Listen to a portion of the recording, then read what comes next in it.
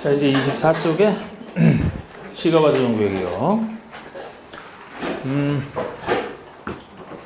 자, 이것이 시가화 진행되는 속도가 너무 빨라서 시가화된다는 것은 시가지화된다 하는 것이 개발된다는 얘기인데, 이 속도가 너무 빨라서 조정하겠다는 얘기입니다. 이 시가지화가 완만하게 진행이 돼야 되지, 너무 급격하게 시가지화가 진행되면 여러 가지 문제점을 가져오기 때문에 이런 급격한 시가지화 진행되는 속도를 완만하게 늦추려고 하는 겁니다. 그래서 요건 어디에 지정할 수 있느냐? 어디에 지정할 수 있느냐? 무질서한 시가지화가 일어날 수 있는 곳. 무질서한 시가지화가 일어날 수 있는 곳이면 주로 도시지역이죠. 도시지역이 주로 개발할 땅이라. 그런데 도시지역뿐만 아니고 그 주변 지역도 가능합니다. 주변 지역도. 도시지역의 주변 지역도 도시지역은 아니지만 무질서한 시가지화가 일어날 수 있다고 봐서. 사실 주변 지역에도 지적 많이 해요. 우리 도시개발법에 따라 도시개발 사업을 한다면 도시개발 구역 내에서만 해야 되거든요. 도시개발 구역은 도시지역으로 의제가 됩니다. 그 주변이 개발되면 안 돼요. 그래서 도시개발 구역 바깥에 주변 지역에 많이 지정을 합니다. 이런 곳에 대해서 어떻게 시가와 조정하는 속도를 어떻게 조정할 것이냐? 시가와 유보기간을 통해서. 시가와 유보기간을 통해서. 이 기간은 기간인데, 시가지랑 관련된 개발 행위를 뒤로 미루는 지금 허락을 안 해주는. 그래서 이 기간 동안에는 시가지랑 관련된 개발 행위를 못해요. 못하는 것만큼 안정적 개발이 이루어질 겁니다. 그래서 이 시가와 유보기간이 바로 이 시가조정에서 핵심인 기간이라, 요거를 지정하는 사람이 관리계획으로 요거를 지정을 할 때 유보기간도 동시에 정하게 돼 있어요. 그러니까 유보기간 자체도 도시군 관리계획으로 직접 정하게 됩니다. 마치 우리 고도주기에서 높이 핵심이라고 관리로 직접 정하듯이 이것도 관리로 직접 정합니다. 직접 정하는데 그 정하기를 너무 짧아도 너무 길어도 안 돼요. 5년 이상 20년 이하에서 정하는 게 시가와 유보기간입니다. 그리고 이 기간 동안에 시가와 조정구역이 살아있고, 이 기간이 끝나면 실효가 돼요. 이 기간 동안은 살아있습니다. 다른 구역은 필요한 경우 이제 해제를 해야 되겠습니다. 이건 해제할 필요도 없어요. 자동해제. 언제 해제입니까? 언제 실효가 돼요? 그 다음날 실효가 되는. 자, 우리 실효 규정은 다 다음날이 붙어야 된다 그랬죠? 유보기간 동안에 살아있다는 얘기는 유보기간이 끝나는 날 실효된다 그러면 안 돼. 끝나는 날은 오늘 마지막 날은 오늘은 살아있지 않습니까? 오늘 24시가 될 때까지 존재하다가 다음날 내일 00시로 바뀌면서 실효가 되잖아. 그래서 모든 실효되는 규정은 다 다음날이 붙어야만 되고요. 책에도 안 적어놨지만 자동 실효가 되면 그 사실을 알려주는 실효고시도 당연히 따라붙는 얘기예요. 실효고시를 해야 다른 사람들이 할 거 아닙니까? 그리고 여기서 행위제한이 직접 국회법에 나와 있는데, 시가와 조정구역에서 행위제한이라고 하면 뭐 책에 좀 더 자세히 나와 있죠. 여기서 그냥 간단하게 제가 설명 편의상이나 써보면, 원칙은 금지입니다. 원칙은 금지돼 있어요. 허가 금지 묶입니다. 이 기간 동안에 못한다 그랬잖아. 이 기간 동안에 개발 못한다고 했거든요. 근데 예외적으로 허용되는 걸 둘로 나눌 수 있지 않습니까? 항상 공적 개발행위, 사적 개발행위. 그래서 공적 개발행위가 도시군 계획 사업, 도시군 계획 사업에 속하는 개발행위냐 아니냐, 기타 개발행위냐, 이렇게 둘로 나눠서 도시군 계획 사업이라 하더라도 원칙은 안 된단 말이에요. 원칙은 안 되고 국토교통부 장관이 인정을 해야만 할 수 있다, 이렇게 얘기를 합니다. 이 도시계획 사업도 주로 지방에서 하는 사업인데요. 시가와 조정구역에서 사업을 한다면은 국토교통부 장관이 불가피성을 인정해야만 할 수 있다는 거예요. 굉장히 까다로운 거지. 또 기타 개발행위라면 보통의 개발행위 허가, 특광시장업체 허가를 받아 하는 걸 얘기하는데요. 무엇을 예외적으로 허가받을 수 있느냐, 이것도 원칙이 금지되어 있다고 했기 때문에 예외 인정하는 사유는 공법에서는 어디나 비슷합니다. 예외 인정하는 사유 자체는 비슷해요. 처리가 다르지. 주로 농업인의 어떤 생업에 관련된 거, 먹고 사는 일 예외 인정합니다.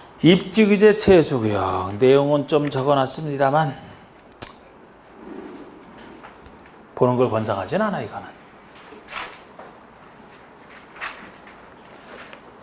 글쎄 시험 여러분들 시험 끝나고 나서 좀 이따 없어질 건데 이거를 없어지기 전에 시험을 낸다? 아주 이상한 사람이라고 봐. 저는 그런 사람이 있더라면. 좀 이상한 사람이 대비를 할까요? 이상한 사람은 이상하게 그냥 치부하고 말까요?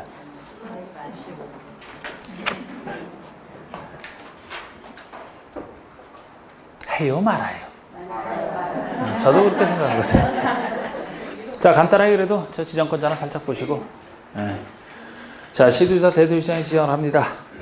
도시지역에서 복합적 투쟁을 증진시켜 도시정비를 촉진하고 지역 거점을 육성할 필요가 있다고 인정할 때 규제를 최소화하는 것만큼 개발시켜주는 것이기 때문에 정비를 촉진하고 지역 거점을 육성하려고 지정하는 건데요. 지정하는 곳이 이제 박스예요. 근데 박스 중에서 그냥 아까 3번 정도만 살짝 보세요. 요거는 여기서뿐만 개발활동으로 나눈 게 아니고 다른 데서도 쓰기 때문에 3번 같은 경우에 대중교통 결절지 개념입니다. 적어도 대중교통 결절지가 중심지 개념이고요. 대중교통 중심지라면 3개 이상 노선이 교차되는 2개 갖고 안 돼요. 3개 이상 노선이 교차되는 요 개념이 대중교통 결절지라. 요로부터 1km 이내에 위치한 지역이면 개발할 만한 땅으로 좀 생각을 하시라고 이거를. 다른 데서도 나오니까요. 됐고 그 다음에 5번을 봅시다. 5번. 자, 5번은 둘 이상의 용도 지역 지구 구역에 걸치는 경우에 대한 행위제한을 얘기합니다. 지금까지 지역 지구 구역의 행위제한을 배우셨는데 하나의 땅이 둘 이상의 지역에 걸쳐 있다. 어떤 행위제한을 적용할 것이냐. 그 문제예요. 자, 요거는 뭐 별표 2개가 돼 있지 않습니까? 자, 그대로 설명드릴까요? 그대로 설명드릴 겁니다. 좀 더 자세하게. 자, 우리 하나의 땅이 있는데 하나의 땅이 둘 이상의 지역 지구 구역에 걸쳐 있다. 예를 들어 하나의 대지지만 지금 건축물은 좀 이따 합니다. 지금 대지가 걸칠 때거든요.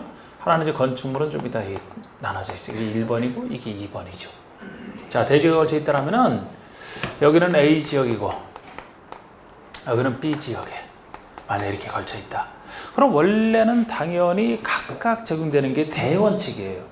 아니 여기는 A 지역이면 A 지역에 대한 행위제한만 당연히 적용할 거 아닙니까? 여기가 B 지역이면 B 지역에 대한 행위제한은 여기에만 적용될 거 아닙니까? 원래는.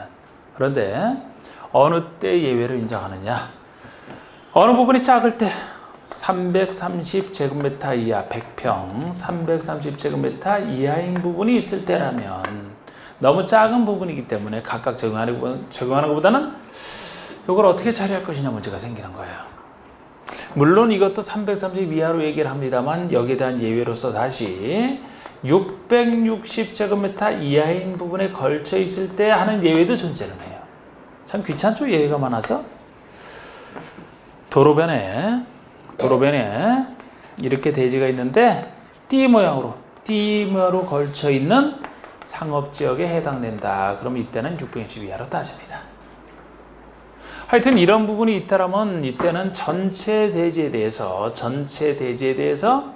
어떤 행위제한을 적용할 것이냐라는 문제가 예외적으로 존재하는데 자, 둘로 나눠집니다. 건폐율 용적률이냐, 건폐율이나 용적률이냐, 건폐율 용적률이 아닌 기타 건축 제한을 얘기하느냐. 만약에 건폐율 용적률이면 전체에 대해서 가중 평균값을 적용한다라고 얘기를 해요. 가중 평균값을 적용한다라고 얘기를 합니다. 가중된 평균값. 만약에 기타 건축 제한이라면 전체에 대해서 가장 넓은 지역의 행위제한을 적용한다라고 얘기를 해요. 넓은 지역의 행위제한을 전체에 적용하겠다는 겁니다. 기타 건축 제한은 이 둘로 나눠져 있거든요. 그런데 이게 예전에는 계산 문제로 몇 번이나 나왔던가. 계산 문제라면 이걸 쓰지 않습니까? 이거를. 예를 들어서 이렇게 지어주고 면적이랑 뭐 건폐율 주어주겠죠? 자, 예를 들어 이쪽 면적이 700이고 이쪽이 300이다. 300제곱미터 이하인 부분이 있는 거네. 그죠? 이럴 때. 건폐율도 우리 건폐율만 주어져 봅시다. 건폐율이 여기 60%고 여기는 40%라고 가정한 상태에서 이렇게 주어진 상태에서 이렇게 그림을 그려줘 놓고 건축 면적, 이 땅에 건축할 수 있는 건축 면적은 얼마냐, 이런 식의 계산 문제로 이게 쓰였던 거예요. 이게 쓰였던 겁니다. 자, 그런데 이거 지금 하기 전에 하나 예외를 또 있어요. 예외가 또 있어요. 지금 이 경우는 330 이해한 부분이 있으면 이렇게 적용한다고 했는데, 있더라도 녹지와 그렇지 않은 것으로 끼어져 있다. 물론 녹지가 작은 부분이면 다시 이거대로 갑니다. 그런데 여기가 녹지고 여기가 아니다. 녹지와 그렇지 않은 지역으로 나눠지게 되면 다시 각각의 규정이 적용이 돼요. 원칙, 예외, 예외의 예외, 막 이렇게 되는 거죠. 고개를 돌린다고 해서 이걸 그냥 지나가도 되는 거 아니에요? 이거는 그냥 똑바로 보세요. 똑바로 보세요. 그런데, 자, 이렇게 주어진 상태에서 만약 건축면적 구하라면. 결론은 간단해. 이제 보시면. 자, 제가 건축면적 어떻게 구하라겠습니까? 대지면적에다가 건폐율의 최대치를 곱해주면 건축면적이 나온다 그랬죠? 여기서 대지면적은 1000이 되는데, 전체 통화는 건폐율을 구해서 곱해줘. 이 건폐율이 가중평균 값을 적용한다니까요. 가중평균. 이게 단순평균이면 50%가 될 텐데, 그죠? 가중평균이면 이 면적 크기를 고려한 것이 가중평균 값이 되잖아.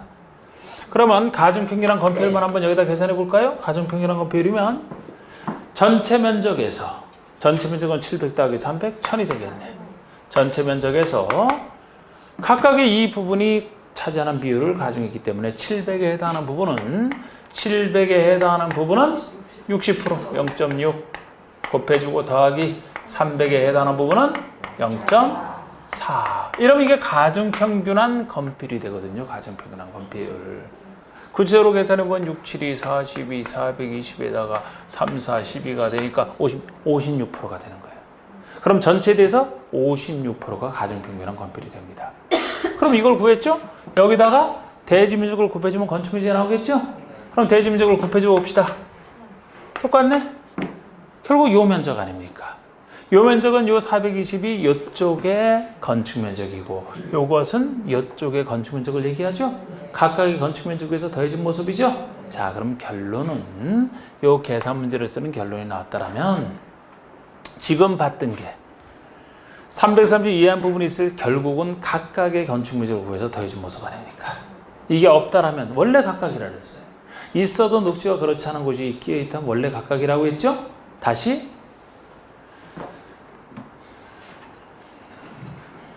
결론은 330 이해한 부분이 있든 말든, 도로변에 띠모를 치는 상업적 680 이해한 부분이 있든 말든, 녹지지역에 끼어있든 말든 계산 문제 나오면 건축면적 구하라. 그럼 이쪽에 건축면적 구하고 이쪽 건축면적에서 더해주면 끝이에요. 똑같은 얘기야. 연면적 구하라 그러면 이쪽에 연면적 구하고 이쪽에 연면적 구해서 더해주면 끝이라니까요. 결론은 이게 이렇게 되고 나서 그렇게 된 거예요. 그전에는 안 그랬거든. 결론은 똑같아진 거예요. 근데 이렇게 바꾸고 나서는 문제를 안 냈어. 지금까지. 바꾸기 전에 냈지. 근데 바꿨어도 다시 나올 때는 된 거죠. 이제 바꿔도 우리가 이 결론은 공부했으니까 알지. 공부하는 모르죠. 이것도 다시 나올 가능성이 있어요. 이게. 그리고 요것도 사실 여기서 차이가 많이 납니다. 아직 물어보진 않았어요. 이거를. 여기서 차이가 나는 거예요. 여기는 똑같은 거예요. 결론은.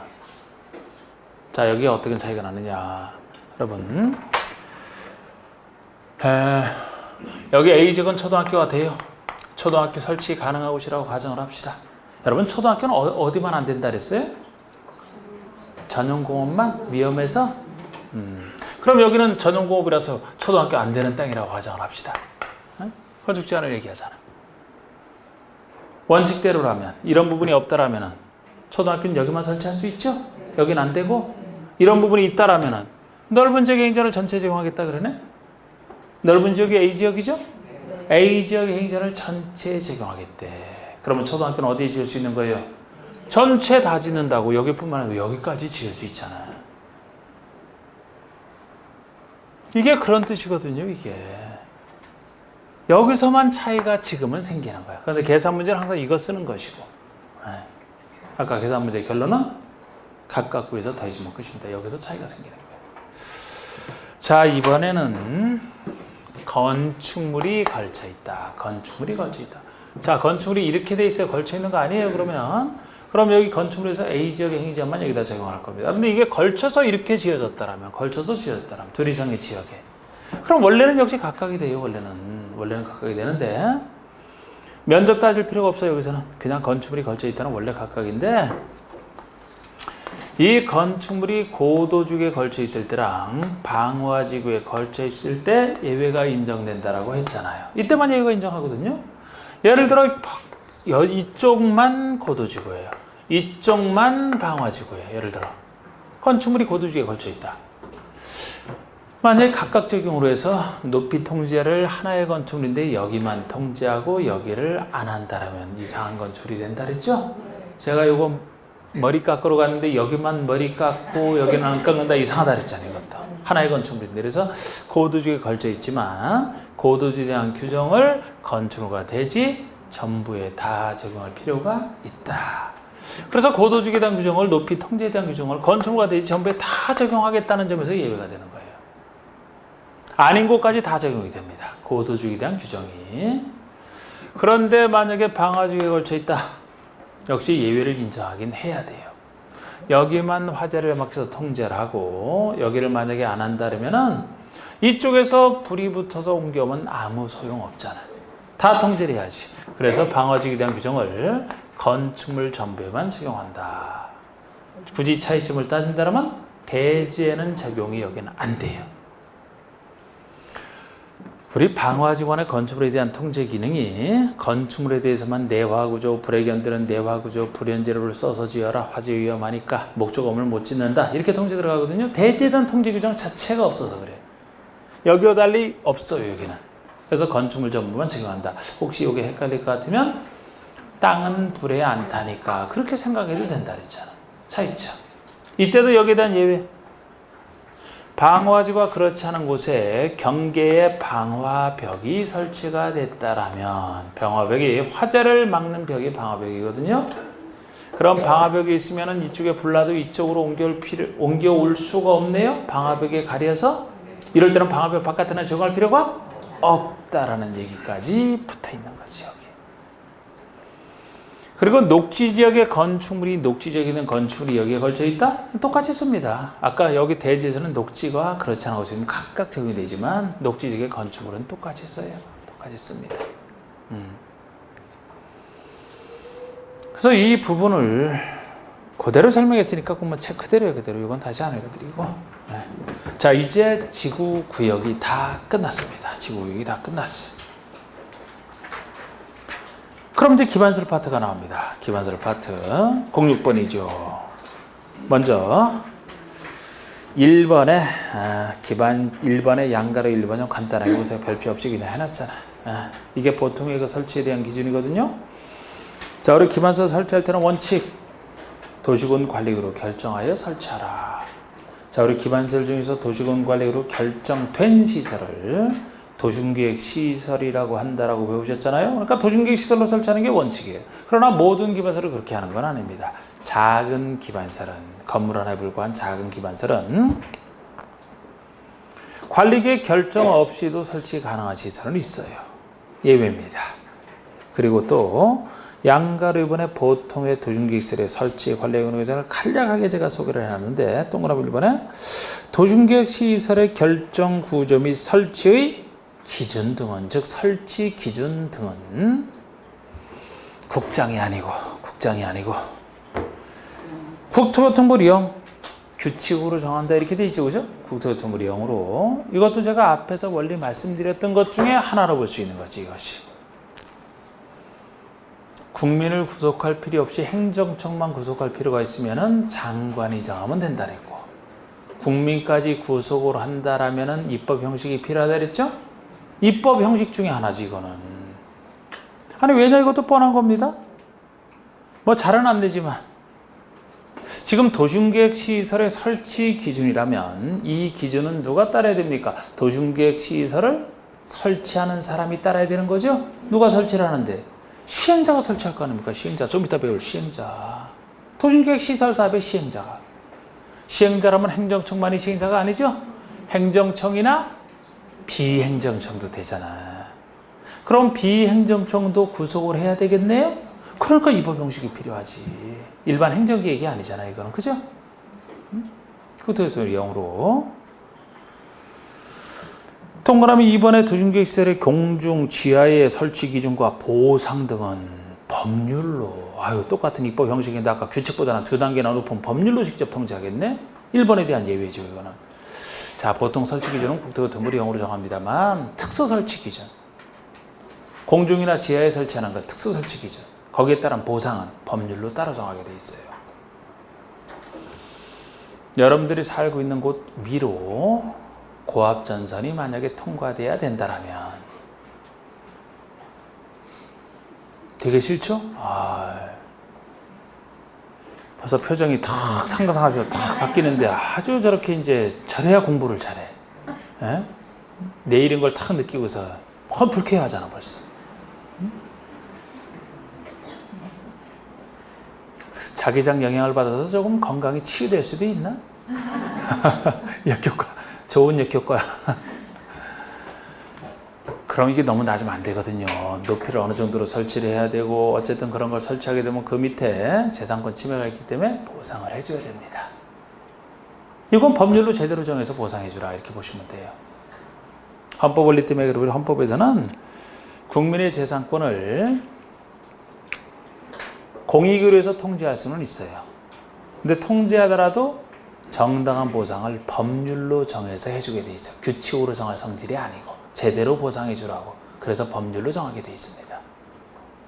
하여튼 이게 뭐 보통의 얘기고, 자, 우리 관리에 대한 얘기도 살짝 보세요. 도중계획시설의 관리. 이 법들은 다른 법률의 특별한 규정의 내용을 제외하고는 국가 관리할 때는 대통령령으로 관리된 사항을 정합니다. 근데 영에서는 괄호 속에 중앙관서장이 관리한다 이렇게 되어 있어요. 지자체가 관리할 때는 지자체 조례로 정한다. 대충 보시면 됩니다. 별 필요도 없잖아. 자, 양가로 3번의 공동구와 양가로 4번의 광역시설은 보통 도중계획시설은 양가로 2번에서 정했는데 도중계획시설 중에서도 이 두 가지는 따로 정하고 있는 거예요. 따로 정할 이유가 각각의 그 두 시설의 특징을 살려주려고 따로 정하고 있는 걸로 생각하시면 됩니다. 자, 우리 공동과 광역시설은 어떤 특징이 있느냐?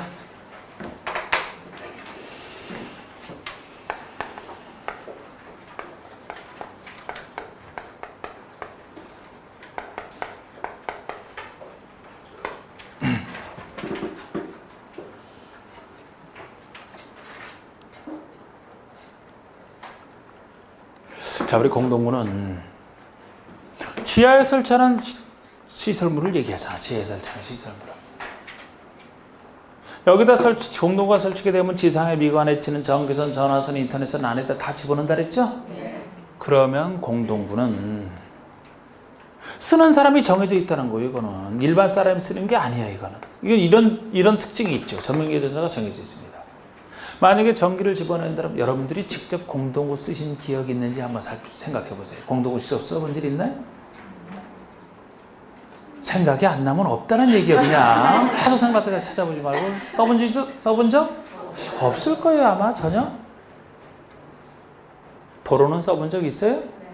맨날 쓰지 뭐. 맨날 상수사서도 씁니까? 맨날 쓰지. 그런 건 직접 사용할 뿐이지.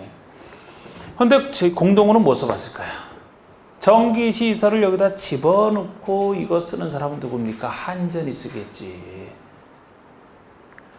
상수도를 집어넣었다 그러면은 수도공사? 그런 데서 쓰겠지. 여기다가 시설을 설치. 여러분 가정에서 쓸 뿐이지. 여러분들은 전기선, 전화선 그러면 뭐 KT 이런 데서 쓸 겁니다.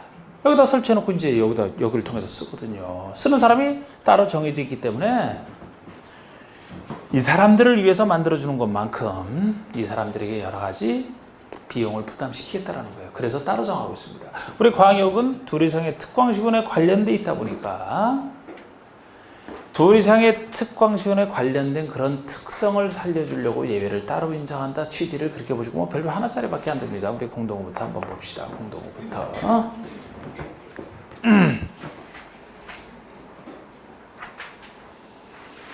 설치 의무부터. 이것도 그 밑줄 친 부분을 좀 더 좀 신경을 쓰시고 시험은 뭐 몇 번 안 나왔습니다. 다 밑줄치 부분과 관련된 것이 정답으로 출제했던 것이니까. 자, 1번의 설치 의무. 도시개발구역, 정비구역, 택지개발지구 등등으로서 새로 개발하는 땅으로서 면적 200만 제곱미터를 초과하는 경우에는 시행자는 공동으로 설치하여야 한다. 공동 설치 의무에 대한 얘기예요. 보통 도시공직시설은 설치할 필요성이 있으면 설치를 해주는 거야. 그 설치 의무는 보통 없어요. 요거는 면적이 200만을 초과하는 큰 사업을 한다라면 의무적으로 공동으로 설치해야만 된다고. 이 정도도 안 되면 임의적이고. 그런데 200만이 좀 큰 사업으로 따지는 게 공법 전체에서는 요거 하나밖에 없어요. 200만을 크게 쓰는 건 요거 하나밖에 없다고. 그래서 공동으로 항상 할 때마다 야, 이거 200만을 쓰는 건 요거 하나밖에 없다라고 얘기를 해왔는데 최근 문제에서는 요걸 알면 맞추는 문제가 출제가 된다고. 200만 넘을 때 설치 의무를 준다는 거 하나만 알면 맞추는 문제가. 이게 이거밖에 없어요. 특징이. 자, 2번에 공동호 설치 해당 비용이 나옵니다. 설치 비용 등을 얘기하죠. 공동호 점용 예정자와 쓸 사람인 예정자와 시행자가 같이 부담하는 게 원칙입니다. 자, 이게 이 사람 때문에 나왔다니까. 이 사람 때문에. 도시계획시설 일종이지만 다른 도시계획시설의 설치 비용 시행자가 혼자 내는 거예요. 다른 데서는. 네. 항상 우리 비용은 시행자, 시행하는 사람이 내는 게 원칙이잖아. 그런데 이거는 시행자가 혼자 낼 것을 이 사람이 주로 쓰기 때문에 원래 다른 것은 시행자가 혼자 내잖아요. 이거는 시행자와 쓸 사람이 공동 부담하는 거예요. 이 점에서 이 특징을 살려주는 겁니다. 그나마 설치비용 시행자가 혼자 낼 것을 같이 내게 하지. 나중에 관리비나 점용료, 사용료는 쓰는 사람만이 다 내게 돼 있어요. 그나마 설치비용을 시행자가 원래 다른 사람 혼자 낼 걸 여기서 같이 낸단 말이에요. 이게. 예? 이거 특성을 살려서. 또 세 번째가 공동에 수용해야 될 시설인지 아닌지 구별하는 거. 이것도 요걸 알아야 맞추는 문제 한 문제 나왔었죠. 웬만한 건 다 의무적으로 집어넣어야 된다 그랬어요. 전선로, 통신선로, 수도관, 열수송관, 중수도관, 쓰레기수송관 꼭 집어넣어야만 돼. 집어넣어야만 됩니다. 그래서 집어넣어야 돼. 수용돼야 돼서는 빠짐없이 수용되도록 해야 된다. 이런 얘기가 나옵니다. 그런데 이것과 구별하실 게 의무적을 기억하실 게 아니고 임의적 수용을 기억하시면 돼요. 수용할 수 있는 가스관, 하수도관, 가스관, 하수도관 이 두 가지만. 가로 속에 안전 및 기술적인 고려가 필요해서 안전과 기술적 고려가 필요해서 공동호 협의의 심의를 거쳐 수용 가능, 수용할 수 있다는 겁니다. 꼭 수용해야 되는 거 아니에요. 수용 의무는 아닙니다. 자, 우리 가스관은 요거 잘못 무조건 공동호 설치다고 그냥 지상 미관 보존을 하고 무조건 집어넣었다. 잘못 설치했다가 위험한데 가스 새 나와서 모여있다 폭발하면 대형 사고로 이어지는 거 아닙니까? 하수도가 중수도 상수도만 깨끗한 물이에요. 그래 중수도만 하더라도 하수도만 잘못 설치했다가 요거 다 오염돼 버립니다. 안전 기술적 문제 때문에 공동협의의 심의를 거쳐 수용할 수 있는 것이지 꼭 해야 되는 거예요. 이 중에서도 가스관 같은 경우는 공동화 설치되어 있어도 그 안에 안 집어넣는 경우도 꽤 많아요. 별도로 따로 가스관 묻는 경우도 많거든요. 별도로. 보셨어요 그런 거? 여기는 가스관, 가스 매설 지역이다. 이런 거.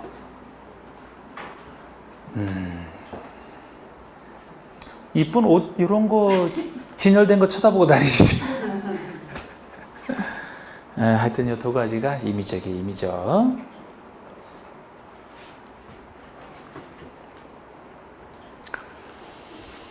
자, 우리 공동구에 수용하는 거. 지금까지는 세 문제예요. 그 중에 이것도 한번 나왔었죠.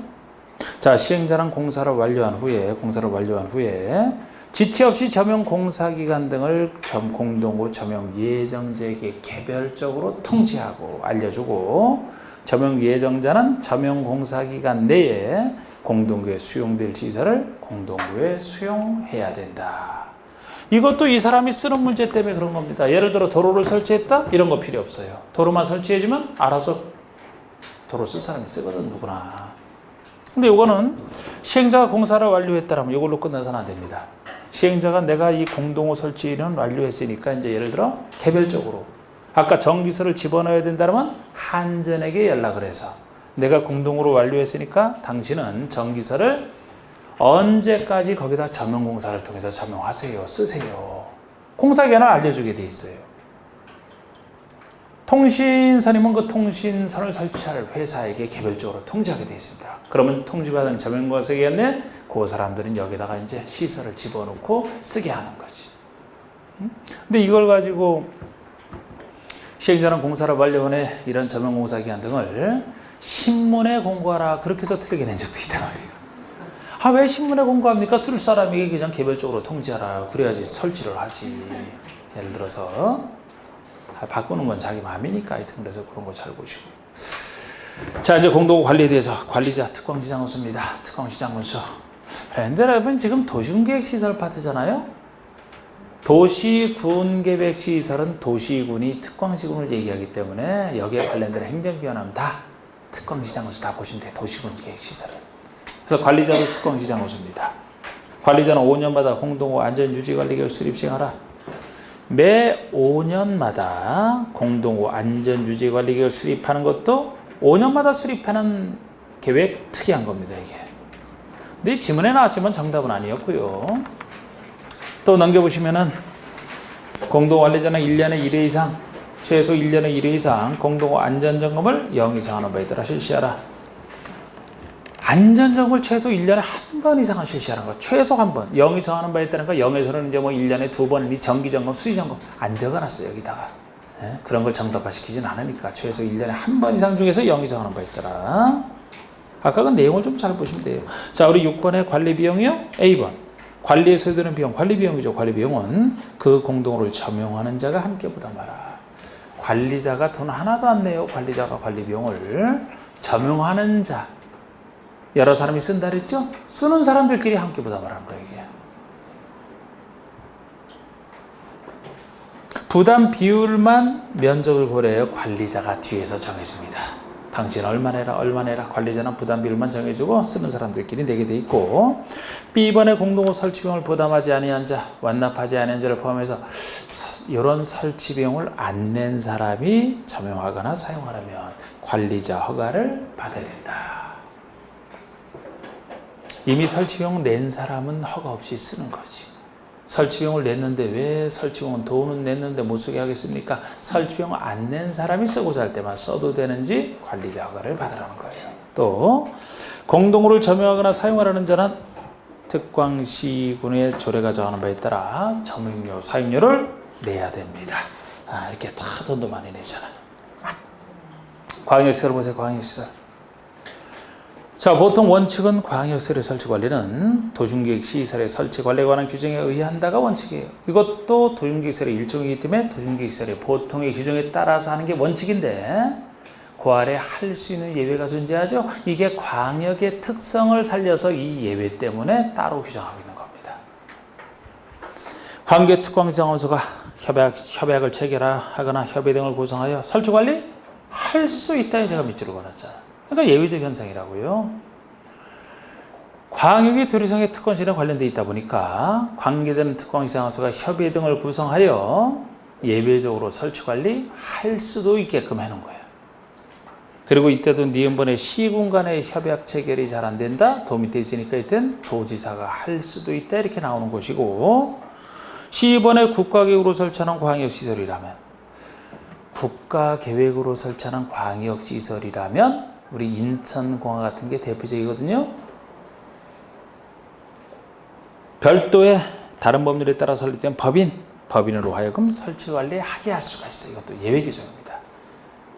그래서 인천공항 같은 경우는 별도의 법인 만들어서 하고 있을 겁니다. 그래서 이런 특성 때문에 예외를 인정하고 있어요. 자, 이제 2번, 3번, 4번, 5번, 6번, 2, 3, 4, 5, 6번이 제가 연결해서 쭉 보시는 이게 이제 도심계획시설 파트에서는 아주 제일 중요한 부분이잖아요. 그죠? 국민에 대한 보호 조치.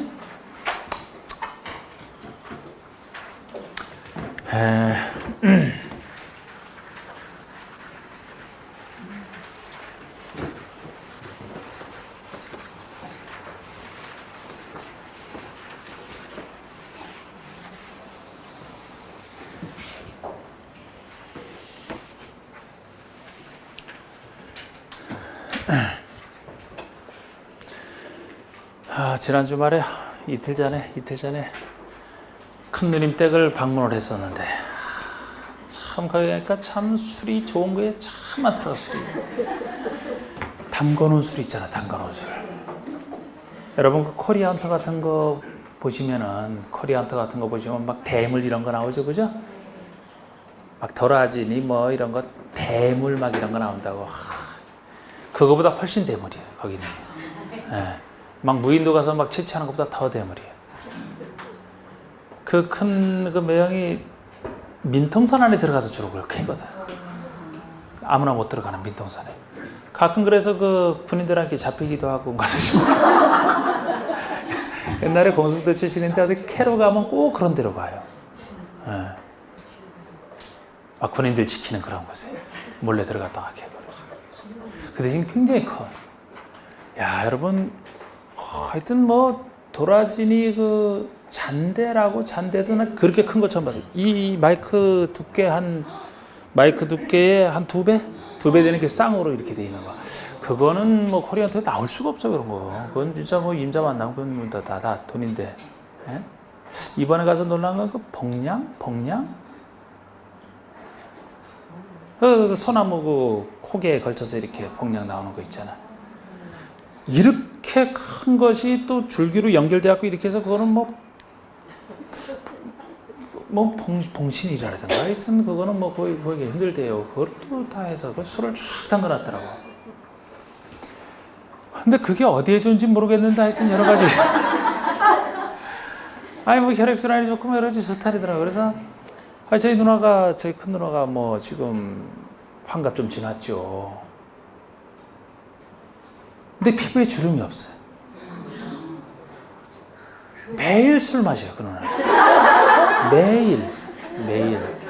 그 매형을 그래서 아주 술 마셔서 본인도 술 좋아하는데 와이프가 하도 먹으니까 본인은 술을 잘 안 먹어요. 네, 이번에 제가 갔을 때 주로 큰 누나가 제 상대에서 술 먹었지 뭐 매형은 뭐 그냥 맥주 한 2잔 먹고 말더라고.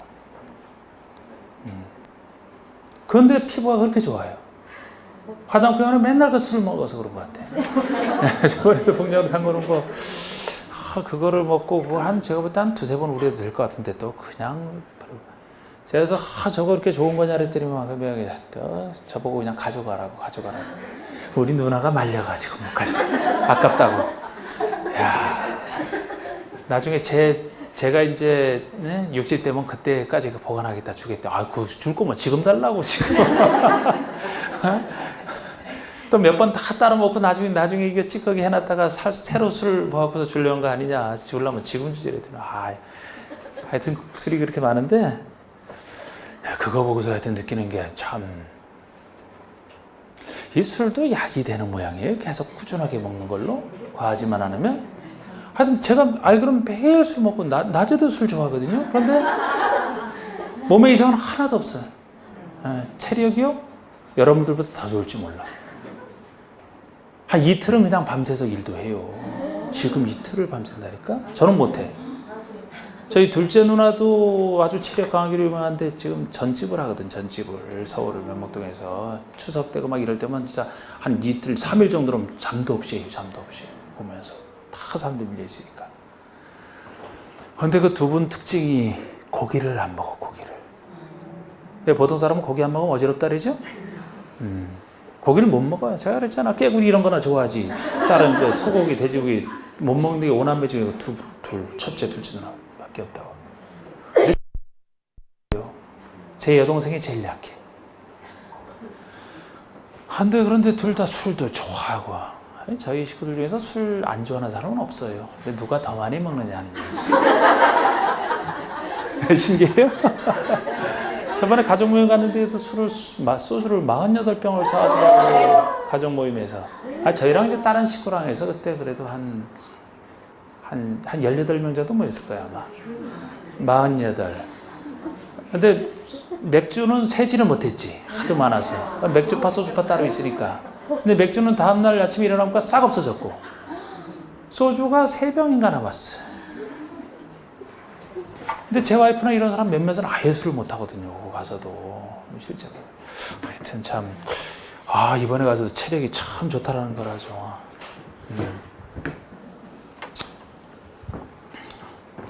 저는 강의하면서 체력이 많이 떨어진 것 같아요. 그래서 술을 마다하지 않는 사람인데 지금은 잠깐 누나가 자꾸 막 건배하자 그러면 부담스러워 이제. 자.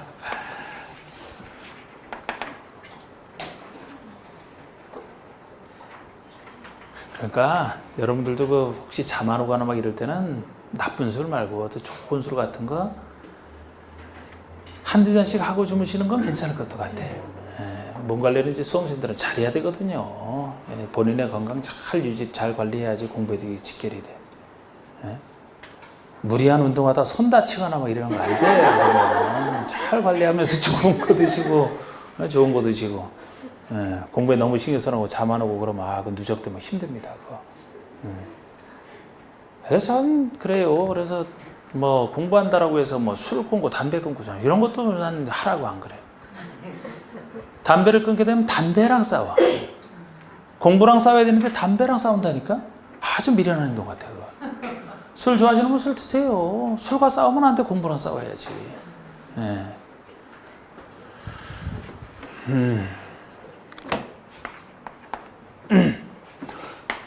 자, 도중계획 시설 부지.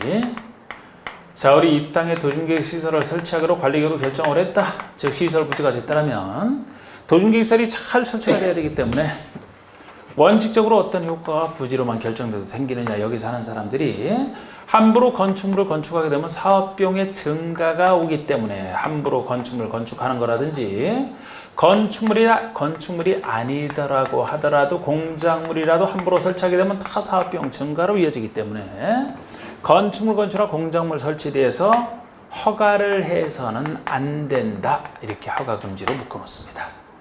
그럼 여기 묶여 있는 사람들은 자기 땅이지만 건물 하나 못 지고 있는 상태에서 어쩔 수 없어요.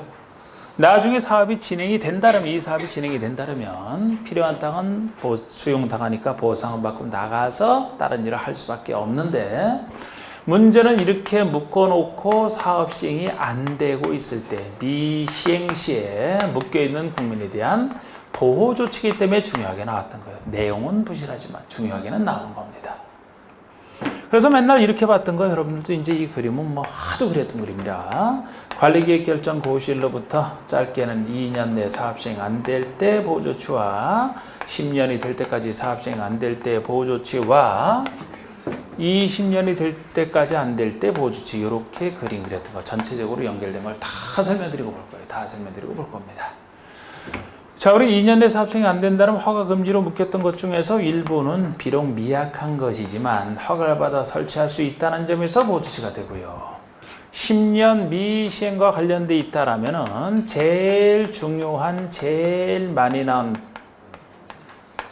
파트가 매수 청구 파트가 여기서 제일 많이 나온 것이에요. 아주 엄청나게 많이 났어요. 내가 상대방에게 내 땅 사달라고 매수해 줄 것을 청구해서 상대방이 사주게 되면 그 돈 받고 나갈 수가 있기 때문에 미시행시 보호조치로서 제일 유력합니다. 그런데 이게 충분치가 않아서 10년 미시행 중에서는 두 가지 제도가 나중에 더 나왔어요. 매수 청구 외에도 해제 권고제도, 해제를 권고할 수 있는 해제 권고제도와 당사자가 직접 신청할 수 있는 해제 신청제도까지 다 이 세 가지 제도가 10년 미시행과 관련되어 있습니다. 또 20년이 될 때까지 사업 시행 안 됐다. 그러면 그 다음 날 관리계획 결정이 실효가 되는, 이게 깨끗하게 없어지지만 너무 길어서 문제라고 했죠. 이게 세 가지가 다 보여줬습니다. 자, 우리 2년 내 사업 시행 안 될 때 허가받을 수 있는 요건은 2년 내 현재 사업 시행이 안 되고 있는 것 중에서도 다시 이 시점에서 언제 할지 모를 때예요. 사업 시행이 된다면 참아야 되거든. 바로 사업을 해야 되기 때문에. 그래서 그걸 이렇게 표현하죠. 2년 동안 사업 시행 안 되고, 우리 사업을 하기 위해서는 좀 이따 나오는 얘기지만 단계별 지평이부터 수립하게 돼 있죠. 근데 단계별 지평이 아직도 없다. 있더라도 3년 내 시행할 1단계 집행계획에 포함되어 있다면 3년 내 곧 시행할 것이기 때문에 보호조치 발동한대요. 사업을 해야 돼. 1단계 포함되어 있지 않을 때 그렇게 표현하잖아. 1단계에 포함되어 있지 않다는 얘기는 2단계에 포함되어 있다는 걸 얘기해요. 2단계는 3년 후에나 시행하기 때문에 한참 더 기다려야 돼. 그럴 때는 무엇을 허가받을 수 있느냐? 가설건축물. 잠깐 쓰는 가설건축물. 가설 건축물 쓰다가 사업이 시행이 된다면 이거 철거하고 공사하면 되기 때문에 임시로 쓰게 하는 거예요. 그리고 도중계획 시설 설치에 지장이 없는 걸 전제로 해서 공작물 설치도 나중에 사업할 때 철거하면 되니까. 돈 되는 일반 건축물이면 개축, 재축만 허용이 된다는 거예요. 개축, 재축만. 종전과 동일 범위 내에서 있는 개축, 재축 정도만 종전에 예상했던 범위 내에 속하기 때문에 별 문제 없다. 예를 들어 신축이라든지 새로 짓는 신축이라든지 추가로 더 짓는 중축 등은 예상하지 못했던 비용 증가가 생기기 때문에 이런 것은 안 된다는 거지. 여기에 필요한 형질 변경 포함해서 허가받을 수 있는 것이 이렇게 작습니다. 그리고 이렇게 허가를 받아서 설치를 허용을 했다가 이건 원래 있던 것이고 가설인프라 공작물 같은 경우 이제 사업이 시행이 된다라면 이걸 철거를 할 수 있다, 철거를 명할 수 있다, 명해야 된다. 이 철거 등 원사회복 명령은 다른 데서는 여러 가지 선택 조치 중에 하나라 선택할 수 있는 거예요, 행정청이. 그런데 여기만큼은 의무적으로 철거를 해야지만 공사가 가능하잖아. 다른 대안이 없어요, 여기서는. 철거하지 않고 다른 방법이 어디 있습니까? 그래서 여기는 다른 것과 달리 원사회복 명령을 해야만 된다예요. 철거할 때 비용은 그동안 설치해서 기본 요 소유자 부담으로. 제가 일단 여기까지 설명드렸어요. 10분 쉰 다음에 이것도 설명드리고 책을 보겠습니다.